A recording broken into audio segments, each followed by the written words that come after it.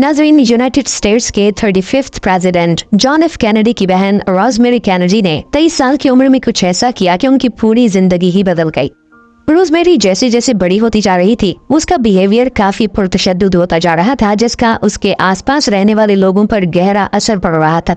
Rosemary के इस behaviour से उनके वालिद जोसेफ के दिल में एक डर बैठ गया था कि उनकी बेटी का ऐसा बिहेवियर उनकी फैमिली और स्पेशली उनके भाई जॉन के करियर में बहुत सारी मुश्किलात ला सकता है। तभी उन्होंने उस पर एक सर्जरी करवाई, जिसके बाद रोज़मेरी का दिमाग एक 2 साल के बच्चे की तरह काम करने लगा। इस सर्जरी के बाद ना वो एक नॉर्मल इंसान की तरह चल पाई और ना एक नॉर्मल लाइफ गुजार पाई। लेकिन ये तो बस एक रोज़मेरी की कहानी थी। दोस्तों, 1930 से लेकर 1950 तक ये एक ऐसा दौर था जिसमें हजारों लोगों पर यह सर्जरी परफॉर्म की जा रही थी और उनकी हालत ठीक होने की बजाय और खराब हो रही थी। और सोचने वाली बात तो ये थी कि ये कैसी सर्जरी है और इसमें होता क्या था कि लोगों की हालत ऐसी हो जाती थी। अगर उन लोगों की हालत ऐसी हो रही थी तो इतनी डरावनी सर्जरी का आइडिया किसी के दिमाग में आया कैसे, ये सब हम आज की वीडियो में डिस्कस करेंगे। दोस्तों, लोबोटॉमी एक ऐसी सर्जरी हुआ करती थी जिसमें एंजाइटी, डिप्रेशन और इस तरह के मुख्तलिफ लोगों को बांध कर इलेक्ट्रिक शॉक दिए जाते थे जब तक कि वो बेहोश ना हो जाए। फिर एक रॉड लेकर उनके दिमाग में सुराख किए जाते थे और इन सुराखों से उनके दिमाग के नर्वस सिस्टम के साथ छेड़छाड़ की जाती थी ताकि उनकी दिमागी हालत बेहतर हो सके। नाज़रीन, आपको बताते चलें कि इस सर्जरी को रिसर्च करने के बाद ही शुरू किया गया था। इस सर्जरी को डेवलप करने से पहले पेरू और दूसरे कई मुल्कों में ऐसे ह्यूमन स्कल्स पाए गए थे जिनमें होल्स बने होते थे। इन होल्स को देखने के बाद साइंटिस्ट्स को ये लगा कि शायद इस तरीके से किसी अबनॉर्मल शख्स को भी ठीक किया जा सकता है। बस ये तो उनकी सोच थी, जो हकीकत में तब बदली जब फेनिस गेज नामी एक वर्कर का खतरनाक एक्सीडेंट हुआ। उस एक्सीडेंट में एक लोहे का रॉड उनके गाल को चीरता हुआ उनके दिमाग में जा पहुंचा। इतने भयानक एक्सीडेंट के बाद किसी का बचना नामुमकिन सा लगता है, मगर फेनिस बच तो गया, पर वो पहले जैसा बिल्कुल ना रहा। एक्सीडेंट से पहले फेनिस एक बहुत ही मेहनती वर्कर हुआ करता था, पर एक्सीडेंट के बाद वो एक शराबी बन गया और कोई भी काम वो ठीक तरह से कर नहीं पा रहा था। ये सब देखने के बाद रिसर्चर्स और डॉक्टर्स बहुत ही हैरान हुए। फिर वो मुख्तलिफ इंसानों और जानवरों पर रिसर्च करने लगे, ये पता लगाने के लिए कि क्या सच में दिमाग के कुछ हिस्सों को इंजर्ड करके वाकई एक इंसान का बिहेवियर बदला जा सकता है। लेकिन ऐसा पहली बार नहीं हुआ था कि इंसान के बिहेवियर को बदलने के लिए इंसान के दिमाग के साथ छेड़छाड़ की गई हो। फिर साइकेट्रिस्ट गॉटलिब बर्गहार्ट ने एक एक्सपेरिमेंट किया जिसमें उनके पेशेंट जो एंजाइटी और डिप्रेशन में मुब्तला थे, उनके दिमाग के कुछ हिस्सों को काटा गया, क्योंकि उनका मानना था कि इससे उनकी हालत बेहतर हो सकती है। ये ऑपरेशन भी इतना आसान नहीं था। गॉटलिब के पहले पेशेंट के 4 ऑपरेशन करने पड़े थे, जिसके बाद वो कुछ जाकर बेहतर हुआ। इन कुछ ऑपरेशंस के बाद इस सर्जरी को बंद करवा दिया गया क्योंकि लोगों को लगने लगा कि ये सर्जरी काफी भयानक और जानलेवा है। ये ऑपरेशन उन्होंने बस एक्सपेरिमेंट के लिए किया था, पर इसके बाद उन्होंने एक रिसर्च भी पब्लिश की ताकि ये बाद में यूज हो सके। फिर 1935 में एगाज मोनिज ने एक बार फिर से इस सर्जरी को परफॉर्म किया और इसका नाम रख दिया लोबोटॉमी।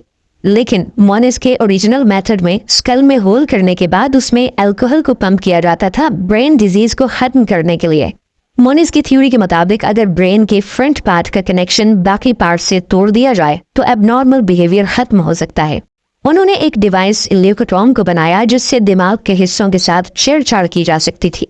अपने 20 पेशेंट्स में सर्जरी के बाद मोनिज ने बहुत से चेंजेस देखे। मतलब जो चीज 1880 में रोक दी गई थी, उसका एक एडवांस मेथड यूज करने के लिए इस न्यूरोलॉजिस्ट को नोबेल प्राइज दिया गया। हैरानकुन बात तो यह है कि यहाँ मोनिज के इंस्पिरेशन का किस्सा अभी ठीक तरह से खत्म नहीं हुआ था कि यूएस में वॉल्टर फ्रीमैन और उनके पार्टनर जेम्स वॉर्स ने इंस्पायर होकर पहली लोबोटॉमी सर्जरी को इंट्रोड्यूस भी करवा दिया था। अब गौर करने वाली बात यह है कि वॉल्टर फ्रीमैन एक साइकेट्रिस्ट थे, ना कि एक न्यूरोसर्जन, तो इस हिसाब से उनके पास सर्जरी करने का एक्सपीरियंस भी नहीं था। पर फिर भी उन्होंने गलत तरीके से ये सर्जरी कई पेशेंट्स की। पर क्यों? बस अपनी इंस्पिरेशन की वजह से। और 1-2 पेशेंट्स में चेंजेस देखने के बाद वॉल्टर की खुशी का ठिकाना न रहा। उसे लगने लगा कि मोनिज का मेथड बहुत ही ज्यादा लंबा और टाइम लेने वाला है, इसीलिए उन्होंने मोनिज से एक स्टेप और आगे जाके इस प्रोसेस को इजी बनाने का फैसला किया और एक ऐसा प्रोसेस डेवलप किया जो मोनिज के प्रोसेस से भी डरावना था। और फिर इस नोकीली चीज को लेकर, जिसे बर्फ को तोड़ने के लिए इस्तेमाल किया जाता है, इसे पेशेंट के दिमाग में एक हथौड़े के जरिए ठोक ठोक कर दिमाग की ऊपर वाली साइड पर पहुंचाया जाता था। फिर इसे पकड़ के बार बार आगे पीछे किया जाता था ताकि दिमाग का कनेक्शन टूट जाए। इस सर्जरी को वो सिर्फ 10 मिनट में कर लेता था, जैसे कोई खेल खेल रहा हो। ये सिर्फ मेंटल लोगों पर इस सर्जरी को किया करता था, लेकिन धीरे धीरे उसने हर उस शख्स की सर्जरी करना शुरू कर दी जिसका थोड़ा सा भी बिहेवियर ठीक ना होता। जैसे एक 12 साल का बच्चा था हावर्ड डले। इस छोटे से बच्चे को मालूम भी नहीं था कि उसके साथ होने क्या वाला है और उसकी गलती क्या थी, बस इतनी कि वो अपनी सौतेली माँ के साथ लड़ता था। सर्जरी के अगले दिन जब वो होश में आया तो उसकी आंखें सूज गई थी, उसका सर दर्द से फट रहा था। इस सर्जरी में कामयाब होने के बाद वॉल्टर एक मुल्क से दूसरे मुल्क में सफर करने लगा। क्यों? सिर्फ ये सर्जरी परफॉर्म करने के लिए। जब इस सर्जरी की शुरुआत थी तब ये सर्जरी सिर्फ मेंटल लोगों के लिए थी। लोबोटॉमी का क्रेज इतना ज्यादा बढ़ने लगा कि यूके में हर दिन 1000 लोगों पर लोबोटॉमी परफॉर्म की जाती थी। यूएस में तो 50,000 लोग इस सर्जरी का शिकार हुए। वॉल्टर के मुताबिक उसने 3500 लोगों की सर्जरी की थी, जिसमें एक 4 साल का बच्चा भी था। अब सवाल ये है कि क्या ये वाकई लोगों की मदद कर रहा था? क्या इस सर्जरी से वाकई में उनकी दिमागी हालत ठीक हो रही थी? दोस्तों, 41% लोगों की मेंटल हेल्थ ठीक हुई थी। 4% लोगों ने तो सर्जरी के दौरान ही दम तोड़ दिया, और जो जिंदा बच जाते उनकी दिमागी हालत और भी बिगड़ जाती। इस ऑपरेशन के बाद पेशेंट कई दिनों तक दर्द से कराहता रहता था। हर इंसान कुछ न कुछ खो देता था, कोई अपनी पर्सनालिटी, कोई अपनी हस्ती, कोई अपनी जिंदगी। इसके बाद उन्हें ये तक याद नहीं रहता था कि वो कहाँ पर हैं और आज कौन सा दिन है और उनके सर पर पट्टी क्यों बंधी है। बहुत सारे लोग जिन पर लोबोटॉमी परफॉर्म की जाती थी उन्हें ऑपरेशन के बाद मेंटल असाइलम में भेज दिया जाता था, क्योंकि उनकी हालत इतनी बिगड़ जाती थी कि किसी के लिए भी उनको कंट्रोल कर पाना पॉसिबल नहीं था। मोनेस, जो इस सर्जरी के इन्वेंटर थे, उनके एक पेशेंट की हालत तो इतनी बिगड़ गई कि उसने अपना बदला लेने के लिए मोनेस को जान से मारने की कोशिश की। इस वाक़े के बाद इगस मोनेस बच तो गया, लेकिन उसने अपनी बाकी जिंदगी एक व्हीलचेयर पर गुजारती। जब आहिस्ता आहिस्ता लोगों को समझ आना शुरू हुआ कि ये सर्जरी कितनी जानलेवा है, तो फाइनली इसे 1967 में बैन कर दिया गया। लोबोटॉमी ने जितना लोगों का फायदा किया, उससे कई गुना ज्यादा लोगों का नुकसान किया।